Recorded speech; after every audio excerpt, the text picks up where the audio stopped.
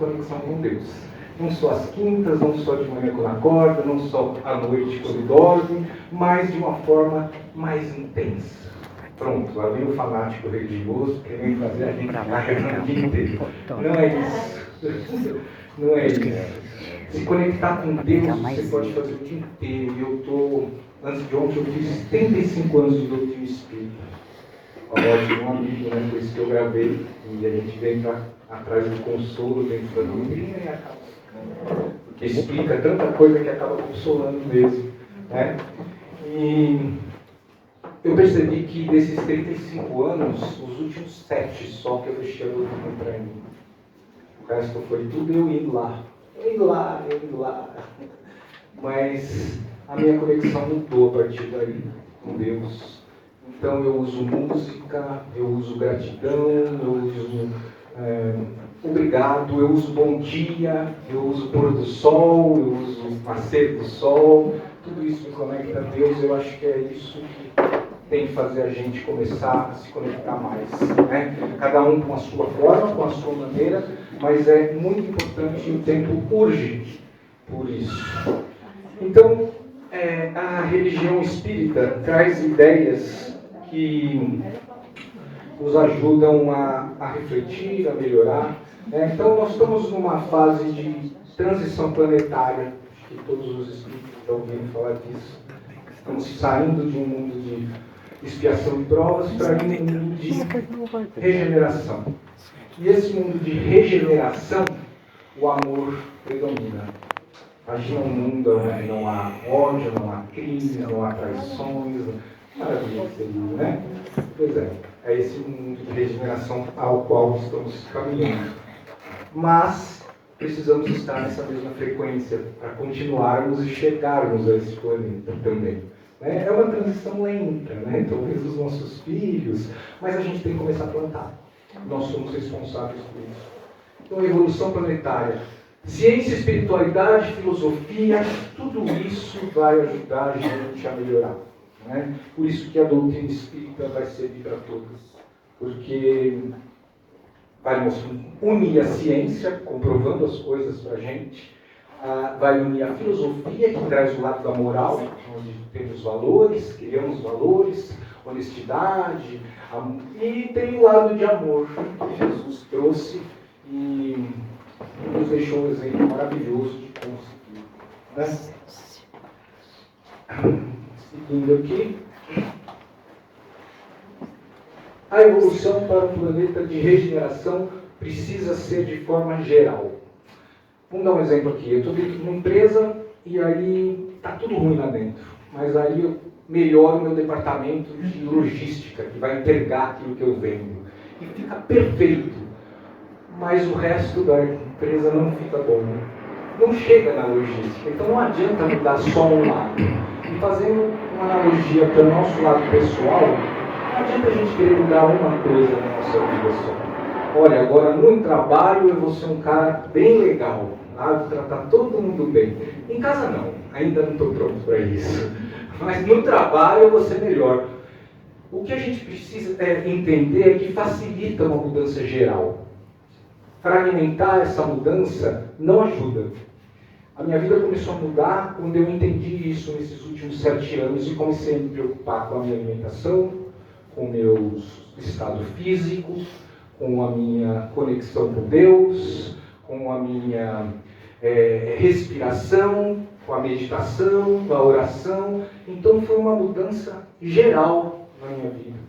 E esse é o convite que eu faço, para a gente começar a olhar para isso. A saúde física, detesto academia. Vai andar, dá uma volta no quarteirão por dia que você vai ver o resultado que isso já traz para você. Então olhar para isso é importante. E a mudança tem que ser geral. Assim como também tem que ser dentro da doutrina espírita. Espiritualidade, moralidade, ciência, filosofia, saúde corporal, mental, física, entre outras coisas, é a mudança para esse novo planeta. A gente vai ter que olhar para tudo isso.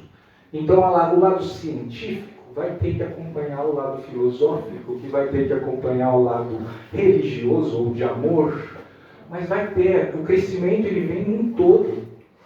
Imagina só uma parte do planeta crescendo e o resto não, evoluindo e o resto não.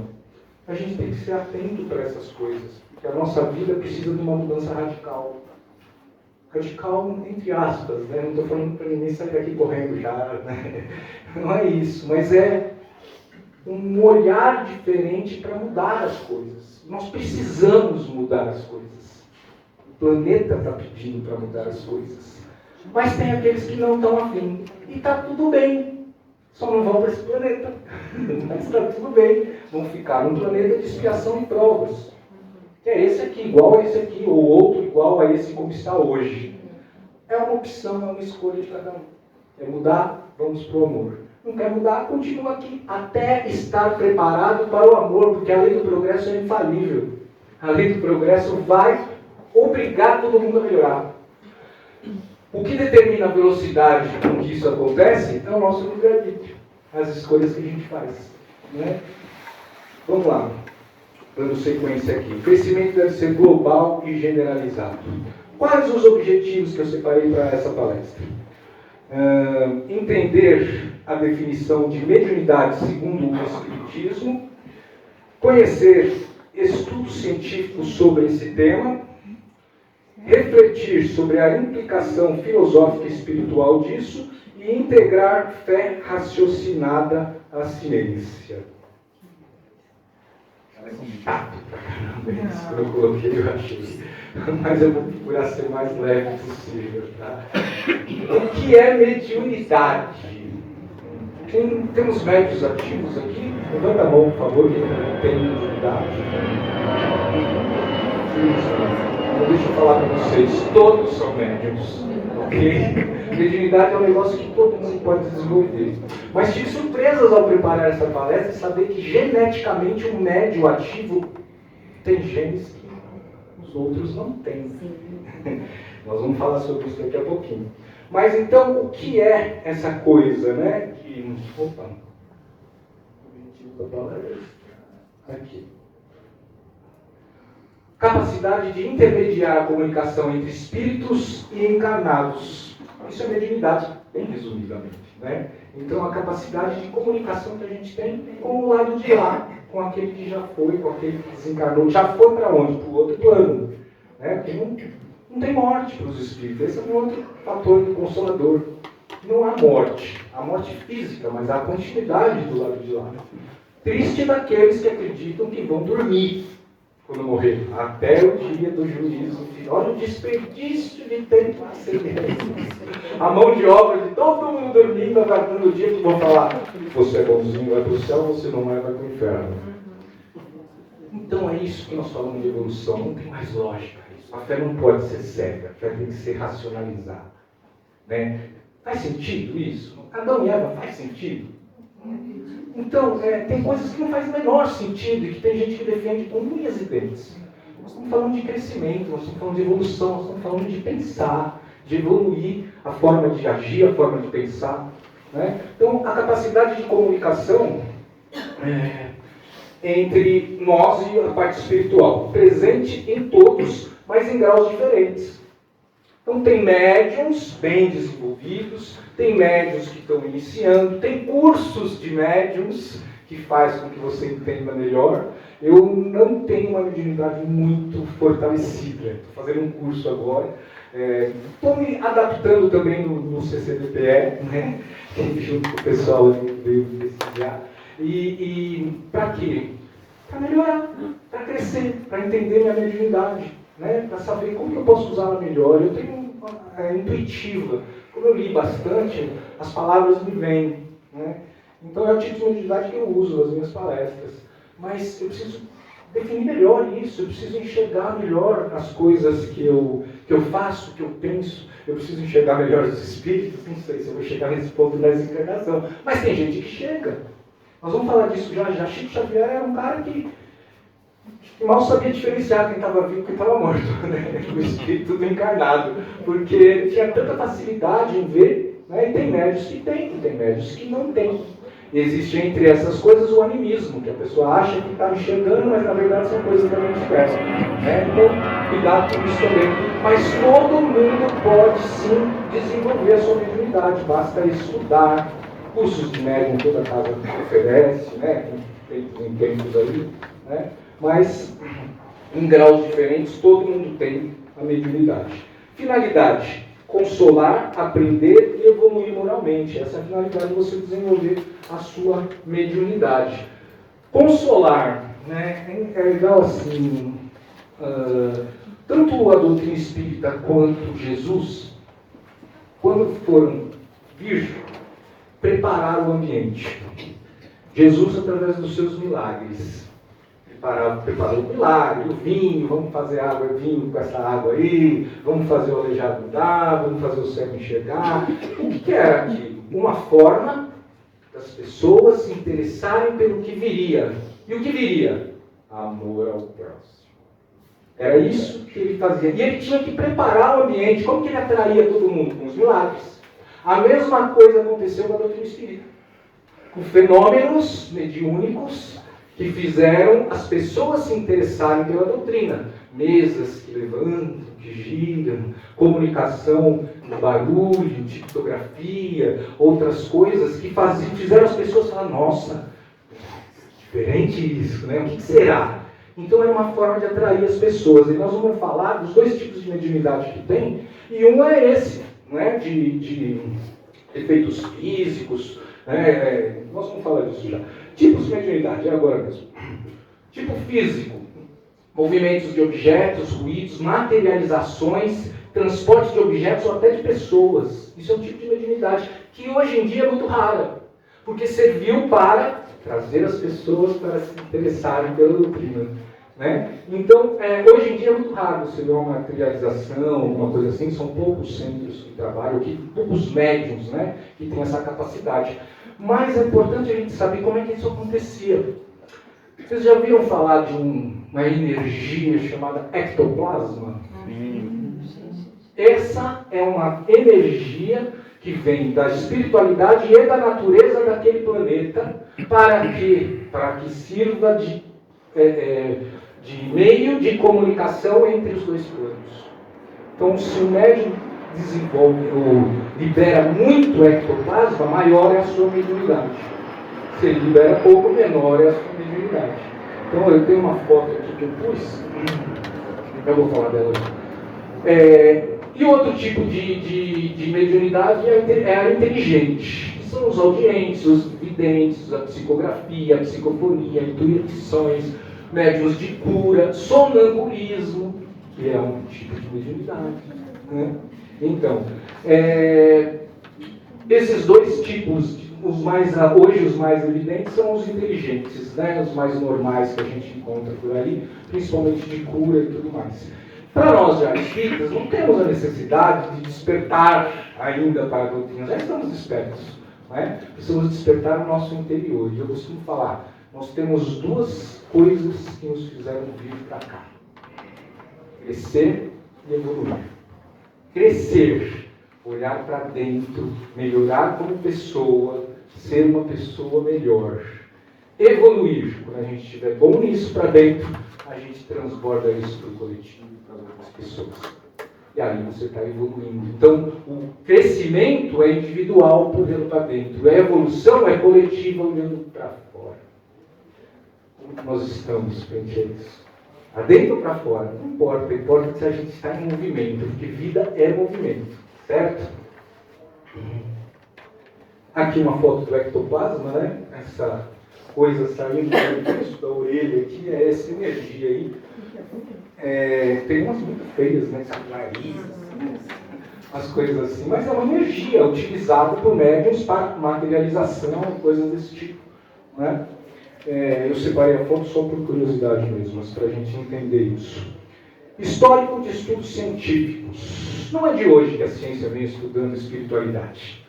E havia muito preconceito, muita barreira quanto a esse assunto também dentro da ciência.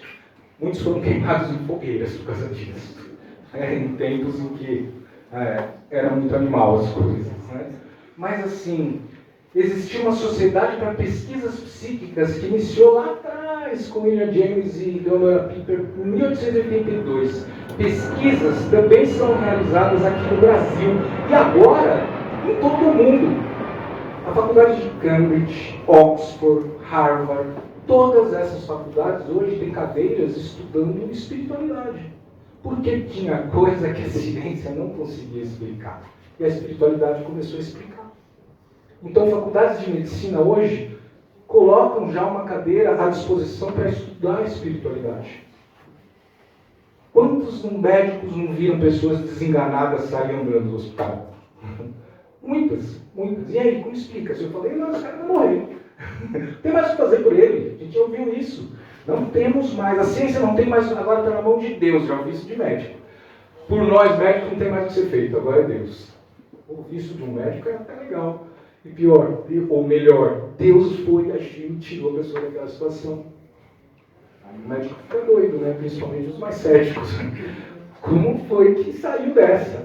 E pesquisas mostrando estudos sobre oração, com grupos de pessoas doentes que recebiam orações e grupos de pessoas doentes que não recebiam. E as que recebiam nem sabiam que recebiam. E aí foram ver os resultados e a maioria melhorou. Não, peraí, pode ser coincidência, vamos fazer de novo. Melhorou de novo. De novo. Melhorou de novo. Caramba, tem alguma coisa nisso aí, melhor a gente dar uma estudada, né? E começaram a desenvolver estudos sobre isso. Vamos entender o que essa energia faz, né? O que é isso. Com relação à mediunidade, um estudo controlado, feito por Patrício Tessol, de Laura Liberal e Fernando Sinésio, de 2022, reuniu 100 participantes com o objetivo de verificar se os médios conseguiam obter informações corretas sobre pessoas que faleceram. E tinha que ter uma coisa de segurança. Como a gente vai fazer isso? Então vamos separar os médiuns sem que eles conhecessem os falecidos, os parentes, e vamos separar os parentes sem que conhecessem os médiuns, e vamos separar o pessoal que vai avaliar a pesquisa também sem conhecer ninguém. Então ninguém se conhecia nesse meio, né? Separaram 100 pessoas e fizeram usando uma metodologia, foi aplicado um protocolo triplo cego, que é isso que eu expliquei agora aí, e não deixando ninguém conhecer ninguém, né? Evidências científicas recentes, é a mesma coisa, mas metas-análises, o que se chegou à conclusão com essas pesquisas? Aproximadamente 70% das respostas foram assertivas quanto às informações do desencarnado. 70% é um número bom? É um número bom, primeiro porque você tem médiums, como eu falei aqui, mais potentes e menos potentes, ou mais desenvolvidos e menos desenvolvidos. Se fizesse a pesquisa com Chico Xavier, daria 100%. Tenho certeza disso. Né? Mas médiums melhores, não foi medido o grau da mediunidade de cada um. Mas 70% acertou um monte de informação do falecido que ninguém contou para eles. Aí começaram a falar, acho que realmente os espíritos estão se comunicando com esse pessoal. Olha só, né? Que coisa que eles descobriram. Que nem a glândula pineal, né? A ciência agora provou, eu vou falar um pouco dela depois aí, mas que provou que ela é eficiente, que é uma glândula que une as pessoas a algo que transcende. Olha que maravilha, a ciência chegou nessa conclusão que os livros de André Luiz falavam em 1940. Olha que maravilha. É a ciência comprovando. E quando alguém vira para você e fala, isso não tem prova científica. Não tem ainda. Isso não quer dizer absolutamente que aquilo não é verdade. Só quer dizer que não tem prova científica. Né? Deus não tem prova científica. Alguém aqui duvida? Então, é isso que a gente está falando, tá? O índice ainda é considerado baixo, mas isso também se deve a poucas pesquisas que se fizeram sobre isso. Então, teve poucas ainda sobre essa coisa, né? De avaliar a mediunidade das pessoas com métodos científicos válidos. Mas nós estamos melhorando isso aí, né? Como as faculdades já estão dando um olhar diferente para isso aí, a gente começa a ter mais esperança. Outra pesquisa fala sobre genética. Médios apresentam variantes exclusivas disso aqui. Isso me surpreendeu, porque eu não tinha essa noção de que geneticamente os médios, sim, têm diferença. Um estudo publicado em uma revista científica sobre o assunto, Brazilian Journal Psychiatry. É isso aí. Então, meu inglês é ótimo, né? O objetivo era verificar se o médium possuía qualquer tipo de genética diferenciado que contribuía com a sua mediunidade. E aí eles descobriram que sim, que tinha, a pesquisa falava que alguns médicos separaram, tem um número aqui das pessoas que eles separaram. A pesquisa foi feita pela USP, pela Universidade Federal do Rio Grande do Sul e pela Universidade Federal de Juiz de Fora. Tá? Olha só as faculdades se preocupando com o assunto também. Então, o que eles fizeram? Selecionaram 54 médiuns e 53 parentes desses médiuns que não eram médiuns. Tá? E puseram 12 médiuns para a amostra de validação. É a forma como se faz a pesquisa para validar e tudo mais, né? A maioria dos médiuns eram do Espiritismo e da Umbanda. Né? Médiuns que recebiam, que incorporavam. E a conclusão que eles chegaram foi encontrado muitos genes alterados apenas nos médiuns. 1/3 deles foram encontrados 33 genes exclusivos. Só tinha nos médiuns. Teve um caso de 3 irmãos que estavam nessa pesquisa, 2 gêmeos médiuns e um terceiro que não era médium. Os 2 gêmeos tinham esses genes e o outro que não era médium não tinha esse gene. Poxa, aí a minha pergunta para mim foi, cara, mas se geneticamente o cara é médium, então como é que eu vou desenvolver isso nessa vida se eu não tenho a genética disso? Dá para desenvolver. E aí, tá, mas a parte genética vem da onde? Dos meus antepassados, dos meus pais, dos meus avós. E para quem é reencarnacionista, eu não posso estar atrás aqui? Também mandando para mim genética do futuro? Né? Eu não posso ser a reencarnação de um bisavô, trisavô, tetravô, né? Mostrando, colocando a genética à minha mesma disposição lá na frente no futuro. Né? Então eu falei, faz sentido, né? A gente ter essa genética vinda lá de trás e complementando aqui o que a gente faz. Ah, mas então, se eu estudar hoje e conseguir desenvolver a minha mediunidade de alguma forma, a minha próxima geração geneticamente já tem isso. Olha que maravilha. Né? Ou seja, as nossas ações de hoje refletindo no futuro de outras gerações nossas. E é assim. As nossas atitudes hoje para as nossas gerações. Agora tem uma notícia talvez não muito boa, porque as nossas ligações consanguíneas não têm a menor importância. As nossas ligações mesmo são afinidades de amor. Quem tem saudade da mãe que já está do lado de lá, quando chega lá fala, eu quero ver a minha mãe. E aí São Pedro talvez fale, qual delas? Eu só tenho 600 encarnações. Então estou com saudade de alguém que tinha uma afinidade muito grande comigo. Ótimo, isso é amor. Mas não necessariamente você precisa defender a sua parte consanguínea como se fosse a coisa mais importante. Nós temos amigos que nos dão muito melhor do que irmãos, não é verdade? Então, é isso que a gente tem que olhar. Porque o amor vai unir as pessoas. Hoje, ontem e sempre. Vamos lá. Um desses genes encontrado em 90% dos médiums não tinha nenhum deles nos parentes que não eram médiums e estavam diretamente ligados à glândula pineal. Ou seja, o trabalho de mediunidade tem tudo a ver com a nossa glândula pineal. E hoje a gente tem medicinas da Terra, né, outros tipos de religiões que fazem a conexão com a glândula pineal de uma forma absolutamente rápida. Mas como a gente pode fazer isso? Com respiração, com oração. Tudo isso nos liga à conectividade com Deus, tudo isso. E atinge a nossa glândula pineal nessa conexão. Né? É incrível isso. Né? Na questão da respiração. Né? Fazer a respiração aqui no começo, isso é maravilhoso.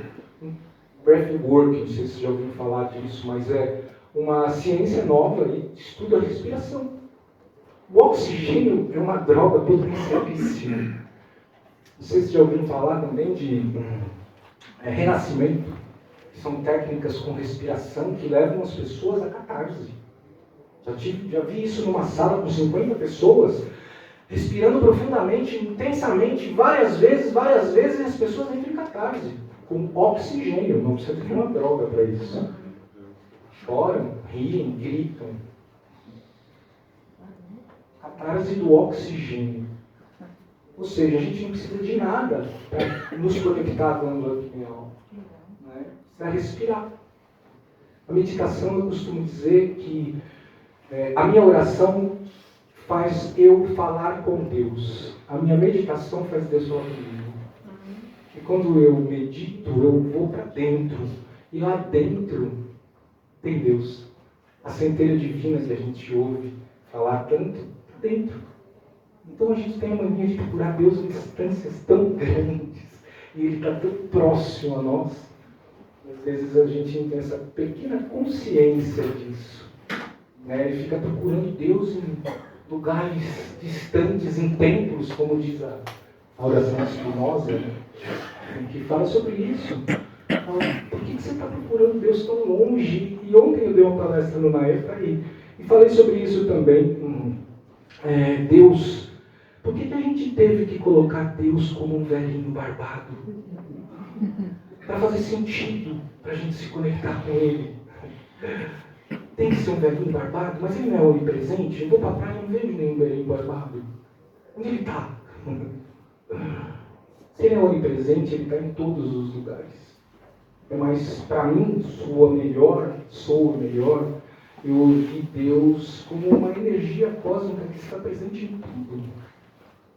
A origem. Então, por que eu tenho que...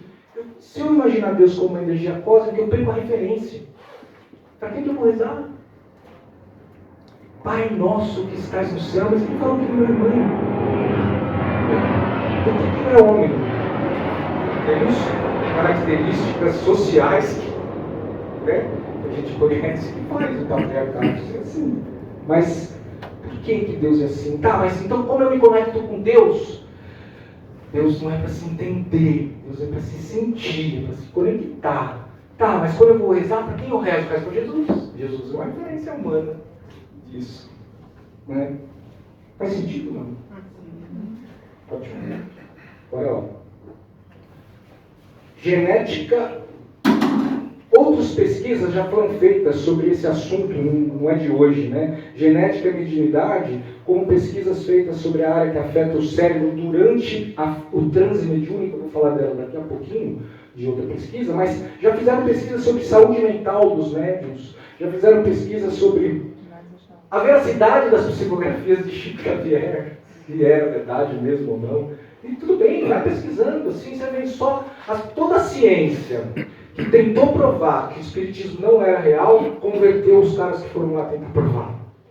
Isso desde 1800 e pouco.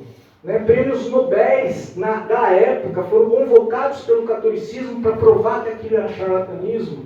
E os prêmios Nobéis chegaram lá e falaram: cara, eu acho que é real. Se converteram ao espiritismo. Não dá para provar cientificamente que não existe. Dá para provar que existe? Em alguns pontos sim, que nós estamos vendo a ciência avançando. Mas não provar cientificamente que existe não quer dizer que não exista. Vamos lá. Hoje, em grandes faculdades, já falei disso, né? Oxford, antecipei, eu sempre antecipo meus slides. A medicina era rigorosa quanto a esses fenômenos, mas hoje se rende aos estudos e é assunto mais natural dentro do meio científico. Os congressos de medicina olhavam os médicos que falavam de espiritualidade de uma forma torta. Né? Freud teve problemas de provar psicologia. Né? Médicos tiveram problemas. Hoje não mais. Hoje os congressos de medicina aceitam o tema ser colocado dentro da discussão. Olha que maravilha, como nós estamos crescendo, como nós estamos evoluindo, melhorando. Né? Vamos lá. Neuroimagem, ativa cerebral. Isso foi outra pesquisa que fizeram, né? E colocaram na revista científica PLOS ONE, que é uma grande revista. Médiuns escrevem cartas em transe e fazem redações durante 25 minutos sem estar em transe. e aí avaliam a imagem cerebral deles. E aí, quando eles estão em transe, quando eles não estão em transe, escrevendo as cartas, as áreas do cérebro acionadas eram diferentes. Redação, que precisa pensar e tudo mais, quem já fez Enem ou provas, né, sabe como é, eu tenho que despertar meu lado criativo, meu lado de planejamento, tudo isso é uma área do cérebro que acendia na ressonância. E aí, eles foram ver, quando estava em transe fazendo as psicografias, essa área não era ativada. Ele não precisava ficar pensando, planejando o que vou escrever, o que não vai. Não, porque era só escrever. Então as pesquisas mostram fotografias dos cérebros nas atividades com transe de mediunidade e sem transe de mediunidade. Olha que fantástico. Né? E mais uma vez provando que é uma realidade. Podemos concluir então, né? Já estou fechando aqui, estou com tempo ainda agora para falar de Jesus, viu? Confirmação da sobrevivência da... Vamos com calma aqui, né? Confirmação da sobrevivência. Olha só o que isso tudo pode fazer a gente pensar. Primeiro, confirmação que existe vida depois da morte. Né? Acho que como espíritas a gente não tem mais dúvidas sobre isso. Né? Mesmo o católico, todos também, né, não tem mais dúvidas sobre isso. A questão é ficar dormindo, né? Isso não é muito viável. Mas relação corpo-espírito e perispírito. Responsabilidade moral do médium. O médium tem que estudar? Tem. Como todo mundo tem. Mas para ser médium você tem sim que estudar o tempo todo. Eu vi uma sessão uma vez que os médiuns estavam enxergando lá dentro as pessoas, né? Uma sessão mediúnica dentro de um centro espírita. Os médiuns incorporam o espírito, que está precisando de uma doutrinação, está no meio de vingança, de ódio, um monte de coisa, e vai tentar doutriná-lo para que ele melhore o posicionamento dele. Ok. Dentro dessa sessão espírita tinha um homem e um outro ao lado dele com uma camisa de caveira. E o médium olhou aquela situação e falou: senta o da caveira aqui, vamos tratar esse menino. O espírito com a camisa de caveira. Era um Exu. E na verdade era ele que estava trazendo o outro. E o médium, por não estudar e não entender qual era a função que ele tinha ali, começou a tratar a pessoa errada. E o Exu: calma, não é comigo, calma, não é comigo. Deve ter sido assim, né? É o outro, é o outro, é o outro. Deve ter sido assim. Mas porque o médium não estudou para entender o que é um Exu. Né? Achando que era algo ruim. É um espírito que está muito vivo dentro dos centros espíritas. O índio, o Exu, o caboclo, todas essas espiritualidades da Umbanda trabalham dentro da casa espírita. Porque são espíritos. Vocês têm uma linha, mas quando a gente morre, a gente vira o quê? Anjo, ganha harpas e auréolas? Não, a gente é exatamente o que a gente era. Como eles também. O preto velho está sempre presente. Índios na segurança de casas espíritas é muito normal para um médium enxergar. Muito normal. Seguranças fortes. Nossa, tinha um guerreiro de Troia ali, segurando uma lança para proteção da casa. É normal. É o lado espiritual. Mas então ele morre e fica daquela forma, ele fica da forma que ele quiser. Como nós, né? Também. O perispírito toma a forma que nós queremos. Não quer dizer que se eu morrer eu posso ter o meu perispírito de 20 anos? Vou querer. Vou querer esse aí, então. Tem uma série japonesa muito engraçada dos dorama aí, né? A mulher morre e ela fala, o anjo fala para ela: você tem a oportunidade agora de escolher o corpo que você quer para ficar aqui no céu. Qual você quer? Ela lembra do marido dela quando ela tinha 70 anos e o marido falava: você é mais linda agora do que em qualquer outra fase da sua vida. E ela quis ser velha. E encontrou ele com 20.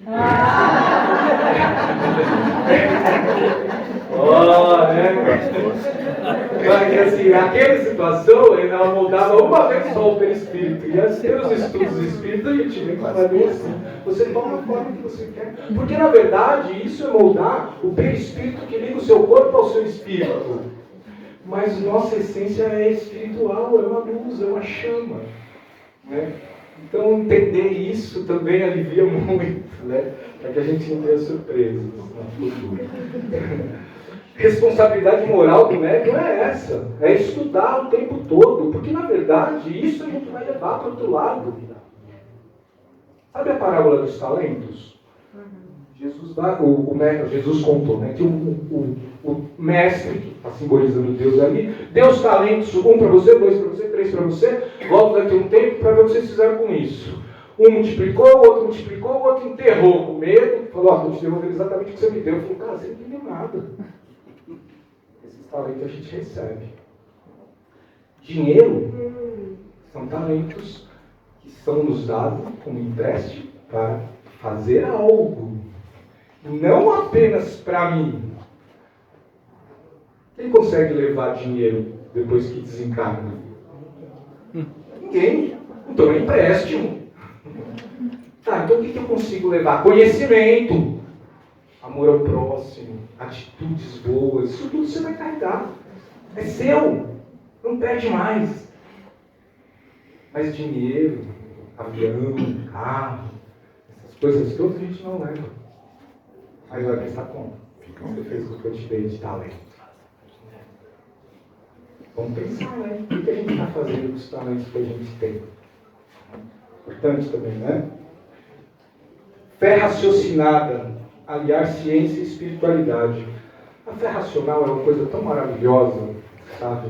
É tão difícil conversar com alguém que defende a Bíblia como sendo o meu ponto de referência para tudo. Primeiro, a doutrina espírita veio de efeitos mediúnicos a partir de Jesus, ou seja, Novo Testamento. O Antigo Testamento não era cristão? Não, era judaico. Mas tem tanta coisa lá boa, tem também. Tem exemplos que podem ser interpretados, mas tem morte, tem assassinato, tem traição, tem tanta coisa ruim ali. Não estou falando para vocês destruírem a Bíblia que está em casa. Estou falando para olhar para a fé racional e entender que Jesus veio trazer amor. Dali para trás, nada importa. Nada. Se não tiver amor na sua religião, fuja dela. Não fique nessa religião. Não faz sentido um Deus punitivo. Não faz sentido o inferno eterno. Não faz sentido. Não faz sentido. Se Deus é um Deus de amor, eu vou fazer com que aquela pessoa vá para o inferno eternamente por causa de uma falha, porque Ele me ama. Não tem sentido. Alô? Não tem sentido. Então, inferno eterno. Não, você vai dormir e quando você acordar, a gente vai decidir se você vai para o céu ou para o inferno. Aí a mãe fala, Deus fala para a mãe, você vai para o céu. O seu filho não vai dar. E a mãe vai ser feliz para sempre no inferno, no céu com o filho no inferno. Vai? A lógica tem isso, então a fé tem que ser racional. Se você perguntar para essas pessoas fanáticas, religiosas, como que conseguiram Adão e Eva fazer toda essa população mundial? Não tem explicação. Então, mas vamos falar de Jesus. E desvia o assunto. O doutrina espírita fala de uma raça adâmica. Então tinha bastante gente. Porque senão tinha sido incesto, né? Era uma mulher, 2 filhos e um pai. Como é que deu tudo isso de gente? Né? 6 dias faz o mundo todo. Deus pode. Deus pode o que Ele quer, mas Deus criou as próprias regras e Ele não desfaz essas regras. Lei de ação e reação, lei de progresso, lei do trabalho, as leis dele estão em vigência o tempo todo na nossa vida. O tempo todo. Mas, e aí? Vamos acreditar em quê? Em que você quiser. Mas isso é racional, faz sentido. Eu estou acreditando nisso porque alguém impôs e me colocou medo, falando, se não acreditar, vai para o inferno eterno, hein? Esse é um método usado para controle de pessoas. Não digo a doutrina espírita, não falo pela doutrina espírita, falo pelo Araquém. Para mim, não tem sentido nenhum olhar para essas coisas de religião que pregam coisas de medo, coisas de coisas de controle. O que eu aprendi, e olha, para mim, a Igreja Católica, do tempo em que Roma aceitou-a como religião oficial em diante, cometeu barbaridades. Eu não posso dizer para entender Deus. Mas você está falando mal do catolicismo? Não, eu estou falando bem de Jesus. Jesus não criou nenhuma religião. Jesus veio trazer amor, veio ensinar as pessoas a se amarem. E para quem que ele pegava mais? Para quem precisava mais. Quando se juntou política e religião, mataram Jesus. Olha como nós estamos hoje. Política e religião. Então a fé racional faz tanto mais sentido para mim, né? E é o que eu tenho falado para as pessoas. Vamos começar a pensar mais antes de acreditar. Duvide de 10 verdades, mas não aceite uma mentira que não faça sentido para você. Eu duvidava das verdades do Espiritismo. Eu procurava outras fontes, procurava outras pessoas para conversar. Ah, tá, é assim, mas tem isso aqui. Tá, até que foi falando, faz sentido. Agora eu acredito. Mas duvidem sim das coisas. Não aceite as coisas como elas são. A ciência, agora que nós estamos falando desse assunto hoje, vem provando as coisas como elas são. Faz sentido. Mas, o que mais? Mediunidade é fato central do Espiritismo. Também é.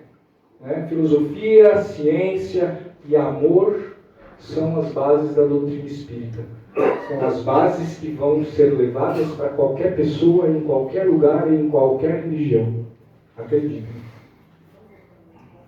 Médiuns precisam estudar sempre. Ciência já reconhece indícios objetivos, já. Ainda não há consenso, mas as pesquisas avançam. Então, o meu convite é que vocês estudem, que tenham disciplina, pratiquem com amor e caridade aquilo que vocês aprendem dentro de um centro espírita. Né? Aqui é um lugar onde você consegue ter outras pessoas que pensam iguais a você. Aproveite desse espaço. Converse mais com as pessoas, criem grupos sobre isso. Falem, duvidem, leiam. É preciso estudar, eu detesto ler. É prática. Começa com meia página por dia que você vai melhorando. Mas não, já tentei, não consigo. Tem audiobook. É só colocar lá e ouvir. Entendeu? Então, mas eu também não gosto. Cara, tem tantas formas de você estudar hoje que não estudar é preguiça. Preguiça está entre os 7 pecados capitais. Não é? Então, o que a gente precisa é ter consciência. A gente precisa entender que a ciência está avançando muito, que a mediunidade já é uma prova científica, né? E as coisas que ainda não foram provadas cientificamente. Vocês já viram como que faz uma prova científica? O que precisa? Nossa, precisa de muita burocracia, muito teste, muitas coisas, muito dinheiro para ter uma prova científica. Nem tudo vai chegar nesse ponto. Mas isso não significa que aquelas coisas não existem. E tudo bem, a ciência está caminhando para isso. O que importa é como nós estamos agindo perante os fatos. Como nós estamos agindo perante aquilo que Jesus deixou para nós. Esse é o ponto principal, não só dessa palestra, mas como na vida de cada um.